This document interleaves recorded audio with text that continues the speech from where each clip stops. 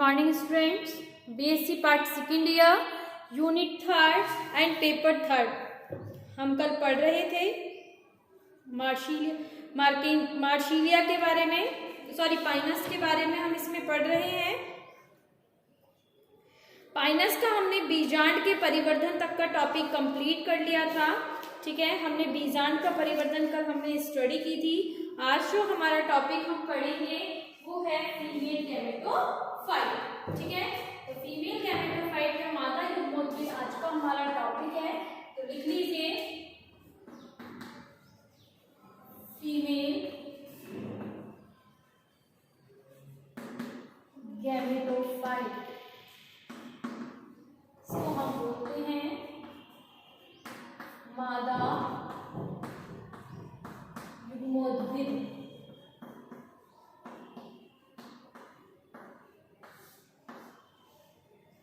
मादा युग्मोद्भिद हम इसमें पढ़ेंगे। ठीक है, ये हमारा टॉपिक है। तो लिखिए, फर्स्ट मैं हिंदी मीडियम वाले स्टूडेंट्स को लिखवाऊंगी, फिर हम इंग्लिश मीडियम वाले स्टूडेंट्स को लिखवाएंगे।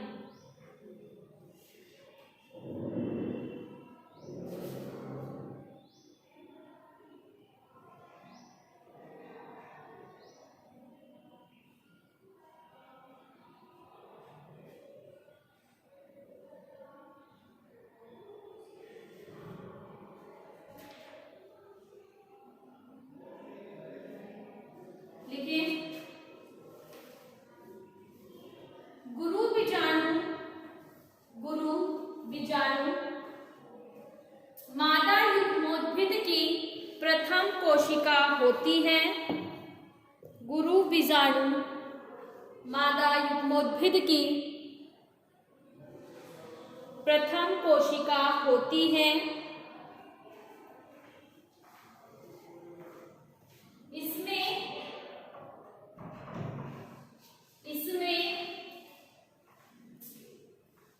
मुक्त केंद्रीय विभाजन के फलस्वरूप, इसमें मुक्त केंद्रीय विभाजन के फलस्वरूप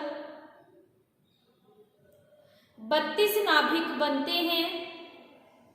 32 नाभिक बनते हैं। 8 महीनों के बाद या 8 महीनों के लिए यह निष्क्रिय हो जाते हैं। यह निष्क्रिय हो जाते हैं और विश्रामावस्था में चले जाते हैं। और विश्राम अवस्था में चले जाते हैं।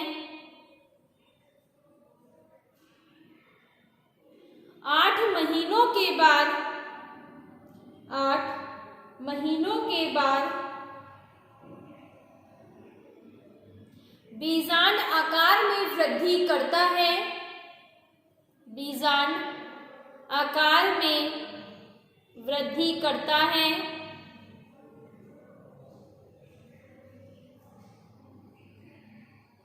और साथ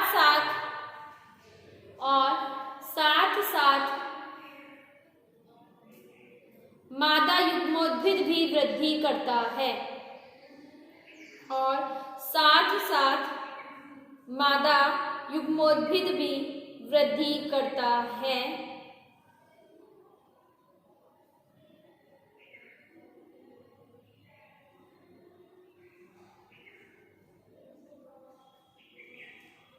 इसमें पुनः विभाजन शुरू हो जाते हैं। इसमें पुनः विभाजन शुरू हो जाते हैं और सभी केंद्रक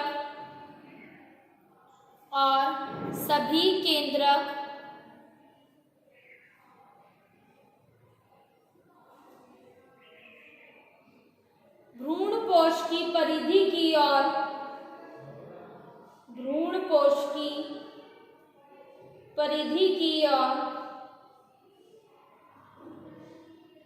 व्यवस्थित हो जाते हैं।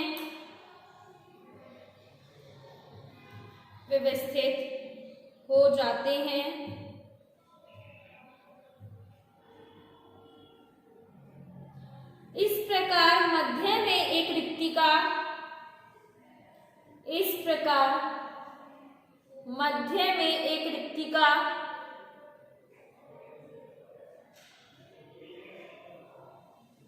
बन जाती है, बन जाती है।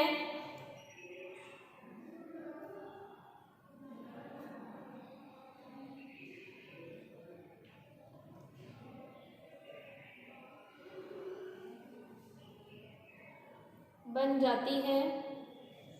कुछ समय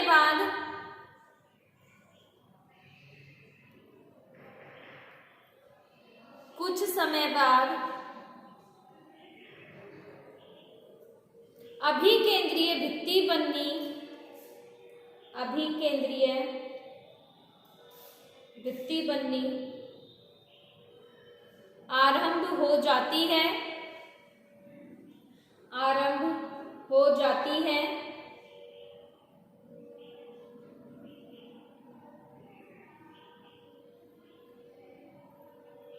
इस प्रकार मादा युग्मोद्भिद, इस प्रकार मादा युग्मोद्भिद कोशिकीय हो जाता है, कोशिकीय हो जाता है, जिसे स्त्री सुकायक कहते हैं, जिसे स्त्री सुकायक कहते हैं। ठीक है, स्त्री सुकायक को हम फीमेल प्रोथैलस भी कह सकते हैं। तो ये हो गया आपके फीमेल गैमेटोफाइट के बारे में। अब लिखिए इंग्लिश मीडियम वाले स्टूडेंट्स नोट करेंगे, लिखें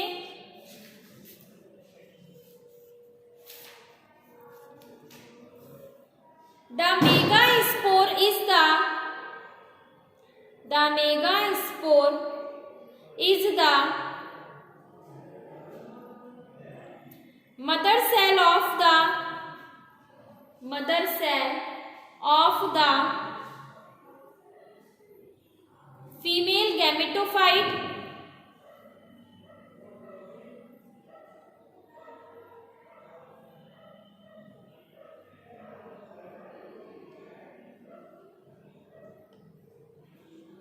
Female gametophyte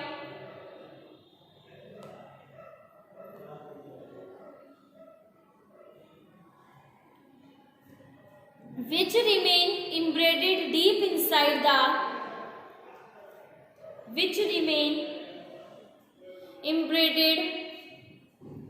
deep inside the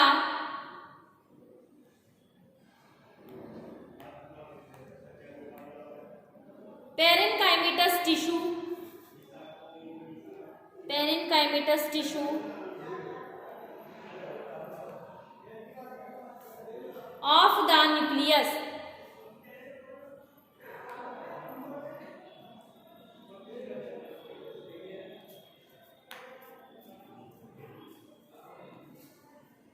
Of the nucleus,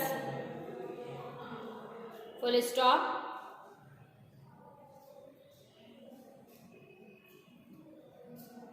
The functional megaspore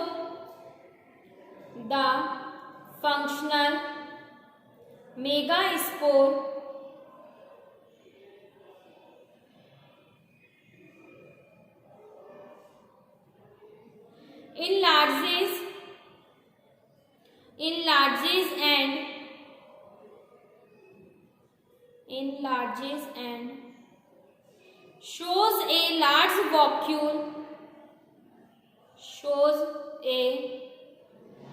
large vacuole even before nuclear division start. Even before nuclear divisions start, it forms a few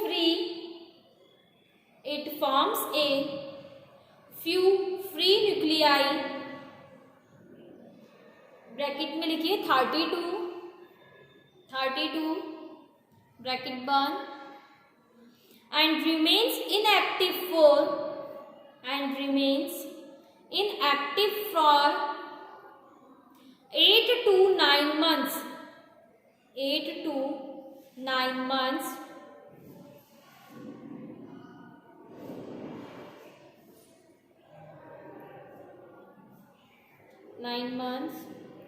The nuclei divide rapidly.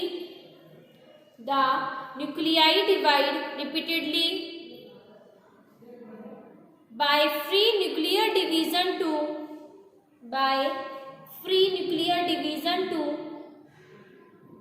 from 2000 to 2500 daughter nuclei. From 2000 to 2500 nuclei, daughter nuclei, full stop. The vacuole is present in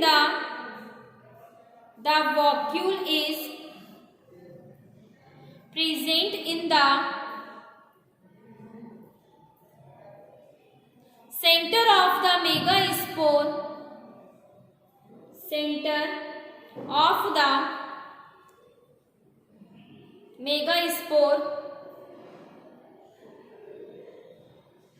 And multinucleate cytoplasm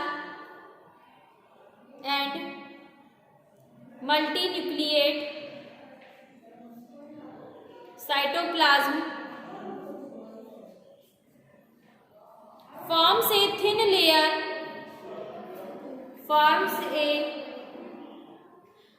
layer near the periphery,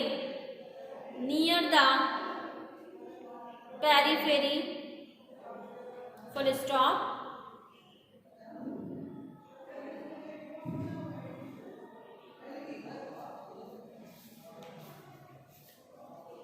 The nuclear cells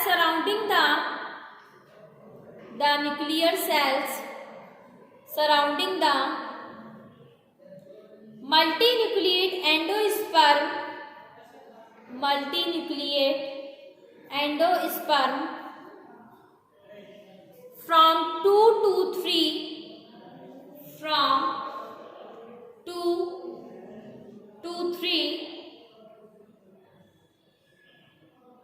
layered nutritive layer also known as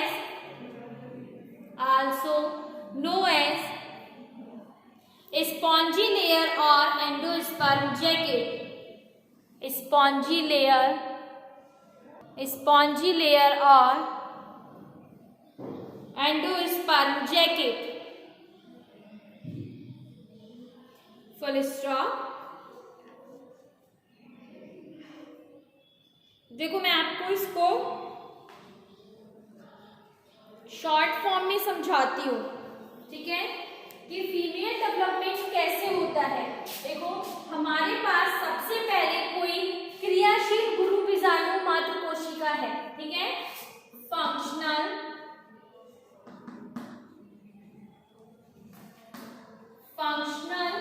megaspore mother cell, ये है हमारे पास, ठीक है। इसको हम हिंदी में बोलेंगे क्रियाशील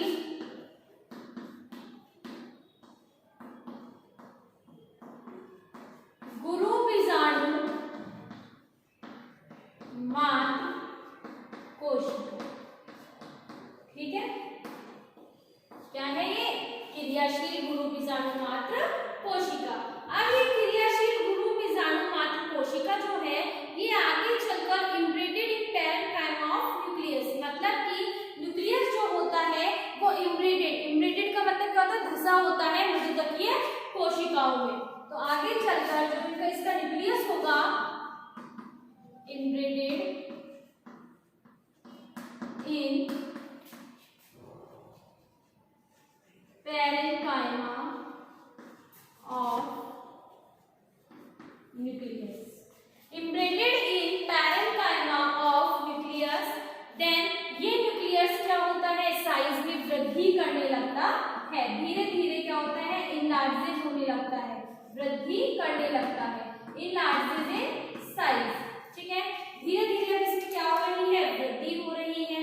वृद्धि होने के बाद इसमें हैप्लॉइड न्यूक्लियस बनता है। ठीक है, एक क्या बन जाएगा हमारे पास, हैप्लॉइड न्यूक्लियस बन जाएगा। अब ये हैप्लॉइड जो न्यूक्लियस है, हैप्लॉइड न्यूक्लियस, अब ये हैप्लॉइड न्यूक्लियस क्या करता है, रिपीटेडली, ठीक है, बार बार डिवाइड होगा, रिपीटेडली डिवाइड होता जाता है और डिवाइड होने के बाद 2000 से 2500 डॉटर न्यूक्लियाई का फॉर्मेशन कर लेता है। तो मैं यहाँ ब्रैकेट में लिख देती हूँ डिवीजन रिपीटेडली। ठीक है, डिवीजन क्या हो रहा है, रिपीटेडली हो रहा है। डिवीजन जो है वो बार बार हो रहा है और बार बार डिवीजन होने के कारण ही इसमें हमारे पास 2000 से लेके 2500 तक हमारे पास डॉटर न्यूक्लियाई का फॉर्मेशन हो जाता है। ठीक है, यहाँ तक समझ आया। हमारे पास डॉटर न्यूक्लियाई बन चुकी है। अब डॉटर न्यूक्लियाई बनने के बाद क्या होता है, इसकी जो सेंट्रल वॉक्यूल होती है, मध्य में जो इसकी रिक्तिका होती है, वो पेरिफेरल साइटोप्लाज्म के साथ होती है। ठीक है, पेरिफेरल साइटोप्लाज्म के साथ ये रहती है। पेरिफेरल साइटोप्लाज्म को हम क्या बोल सकते हैं यहाँ पे, परिधि कोशिका द्रव्य। मतलब कि जो केंद्रक होता है वो भ्रूण कोश की परिधि की ओर जाकर के क्या होता है, व्यवस्थित हो जाता है। ठीक है, और मध्य में फिर इसकी क्या बन जाती है, सेंटर में एक रिक्तिका बन जाती है। तो मैं इसको यहाँ पे लिख रही हूँ, आगे का जो है इसी की जिस नीचे का पार्ट, कि central vacuole with peripheral cytoplasm. It means जो केंद्रक होता है वो भ्रूण कोश की परिधि की ओर व्यवस्थित हो जाता है। व्यवस्थित होने के बाद इसके मध्य में एक रिक्तिका बन जाती है। तो सेंट्रल वॉक्यूल विद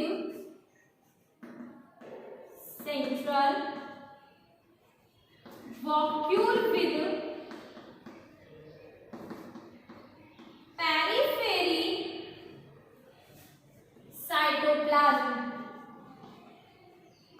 ठीक है, नेक्स्ट फिर क्या होता है, रेडियली इलोकेटेड मल्टी न्यूक्लिएटेड सेल।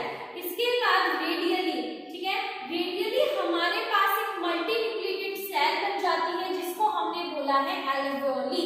ठीक है, क्या बोला है, एल्वेओली बोला है। ये एल्वेओली जो होती है मैनी यूनिन्यूक्लिएट सेल्स का फॉर्मेशन कर लेती है। फिर वो आगे चल करके क्या बना लेती है, हैप्लॉइड एंडोस्पर्म, या फिर हम कह सकते हैं फीमेल प्रोथैलस का फॉर्मेशन कर लेती है।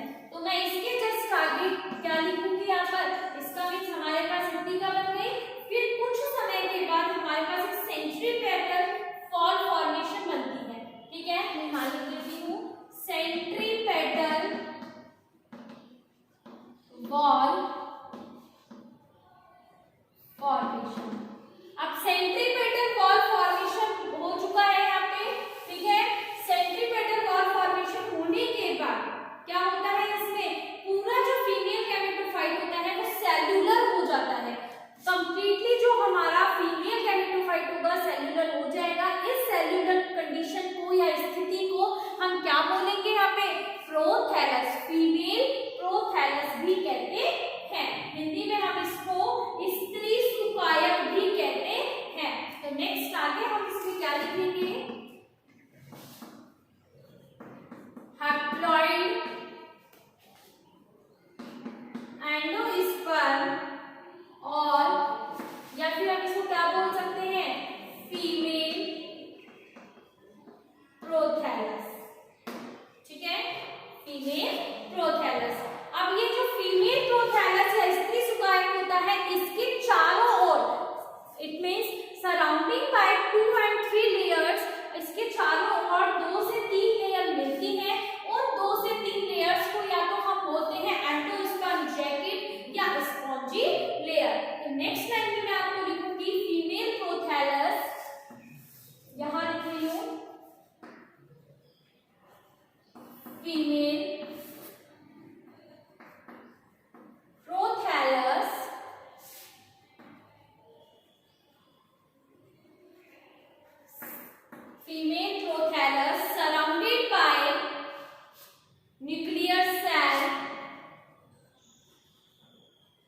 nuclear cell that are 2 से 3 layers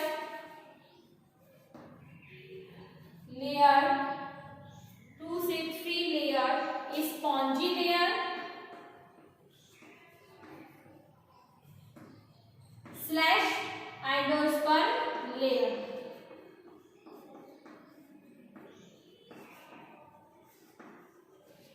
ठीक है, तो यहाँ पे आपका फीमेल का जो गैमेटोफाइट का डेवलपमेंट है वो कंप्लीट है।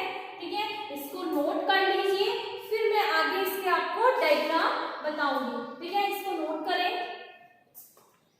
हिंदी मीडियम वाले स्टूडेंट्स के लिए मैं आपको बता देती हूँ, imprinted in parenchyma of nucleus. जो न्यूक्लियस होता है, केंद्रक होता है, वो पैरेंकाइमा जो कोशिकाएं होती है उसमें धंसा हुआ रहता है। फिर आगे चल के ये आकार में वृद्धि करने लगता है और एक हैप्लॉइड या एगोनिक न्यूक्लियस का निर्माण कर लेता है और इसमें बार बार डिवीजन होते हैं। बार बार डिवीजन होने से 2000 से 2500 तक पुत्री केंद्रीय कोशिकाओं का निर्माण हो जाता है, जो आगे चल करके मध्य में रिक्तिका का निर्माण कर लेती है और केंद्रक जो होता है वो भ्रूणपोष की परिधि की ओर व्यवस्थित हो जाता है।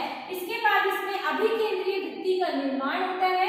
अभिकेंद्रीय भित्ति का निर्माण होने के बाद इसमें हैप्लॉइड एंडोस्पर्म एगोनिक भ्रूणपोष या फिर हम कह सकते हैं स्त्री सुकायक का निर्माण हो जाता है।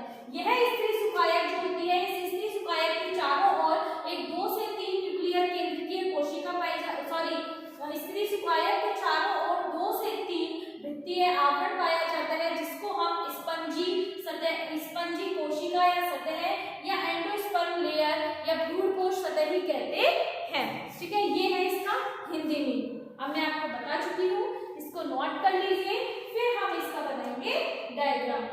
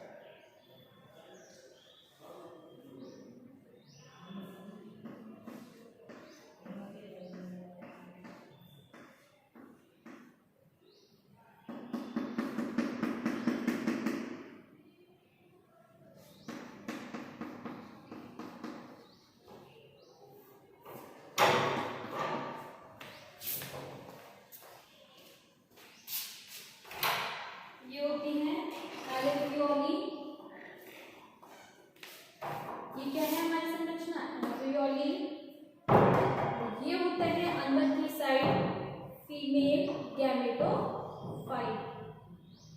इस संरचना को हम क्या बोलेंगे? Female gametophyte.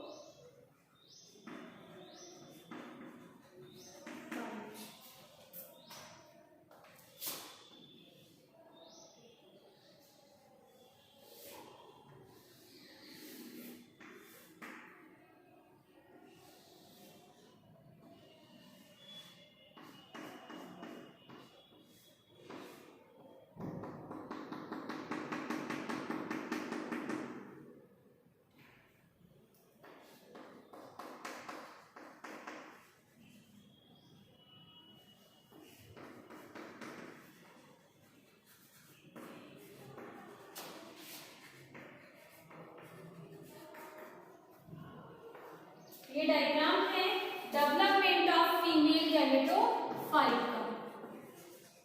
डेवलपमेंट ऑफ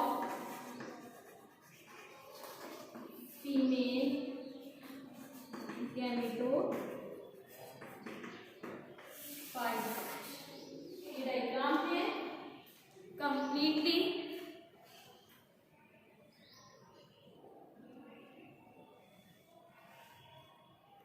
इसको बना लीजिए, ठीक है। तो आज का टॉपिक जो हमारा है वो यही कंप्लीट होता है। Hindi medium, English medium, both medium में डायग्राम बनाएंगे और नेक्स्ट क्लास के अंदर हम डिस्कस करेंगे आर्किगोनियम के बारे में। तो ये डायग्राम को नोट डाउन कर लीजिए।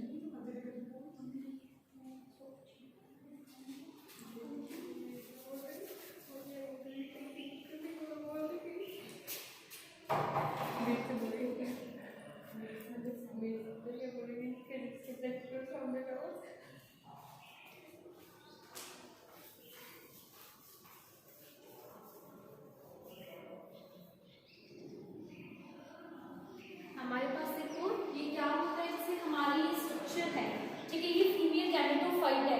तो फीमेल गैमेटोफाइट के जो मिड वाला पार्ट है, यहाँ पे जो मिड में रहता है ये फंक्शनल मेगास्पोर होता है। कौन सा स्पोर होता है? फंक्शनल मेगास्पोर होता है। और ऊपर की साइड इसमें डिजेनरेटिव मेगास्पोर्स रहते हैं जो बाद में रीजनरेट हो जाते हैं। ओनली वन मेगास्पोर ही क्या रहता है? फंक्शनल रहता है। बाकी के मेगास्पोर डिजेनरेट हो जाते हैं। ओनली वन मेगास्पोर क्या रहता है? एक्टिव स्टेज में रहता है, ठीक है। देन इसके बाद ये क्या करता है? आगे चल करके डिवीजन करता है रिपीटेडली।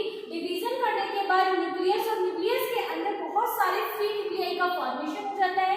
ये फ्री न्यूक्लियाई 2000 से 2500 तक की रेंज में रहते हैं, ठीक है। फिर आगे चलकर डिवीजन होता रहता है और इसमें बीच में एक वॉक्यूल का फॉर्मेशन हो जाता है, ठीक है। एक सेंटर में वॉक्यूल का बन जाती है